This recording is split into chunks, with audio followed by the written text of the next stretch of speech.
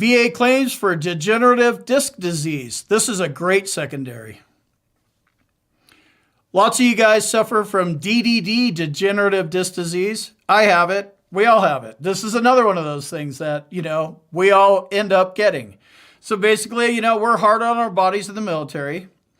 And, DDD means that the discs in your neck and your spine, basically fail. So it could be anywhere in your cervical, your thoracic, or your lumbar spine. Any one of your discs. C1 down to L5S1. And the discs just fail, right? So you start getting some bone-on-bone action. This causes herniated discs, bone spurs, pinched nerves, stuff like that. Currently, I have a 10 millimeter herniated disc at L5S1 joint, and I'm not getting surgery on that. So I know well what that's like. And then I also had surgery on my neck I had an anterior discectomy, C3-4, C4-5 fused together. And that didn't do anything either. I still have the same pain. So pain in the neck, pain in the back.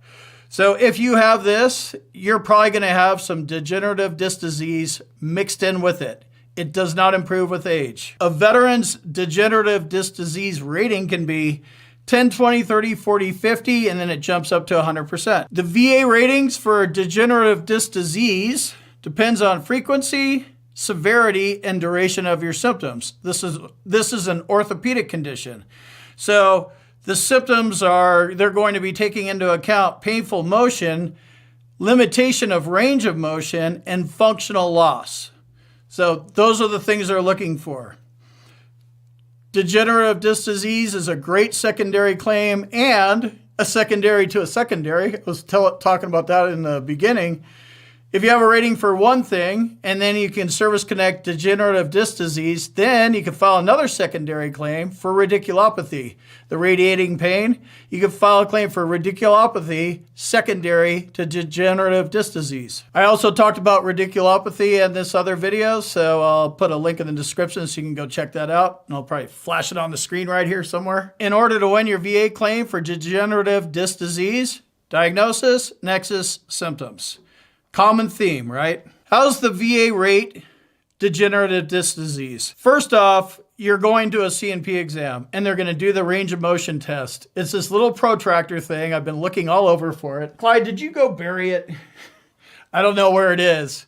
It's this little protractor thing, and the C&P examiner needs to be using that on you. He needs to take an actual measurement because measurements and degrees matter. And if that doctor just eyeballs you, I would challenge that as an inadequate C&P exam because no doctor or any human's eyes are calibrated to determine 29 degrees or 30 degrees. He's just eyeballing you. He's just kind of basically full of shit. He needs to use the goniometer. It's the protractor thingy.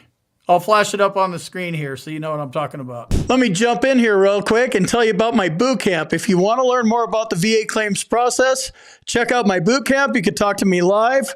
There's a link on the website and in the description, combatcraig.com. And also, if you need medical evidence like a nexus or documenting your symptoms properly, go to our website, combatcraig.com, and it says medteam/nexus letters. Click on that link, fill out the form, boom, you're done.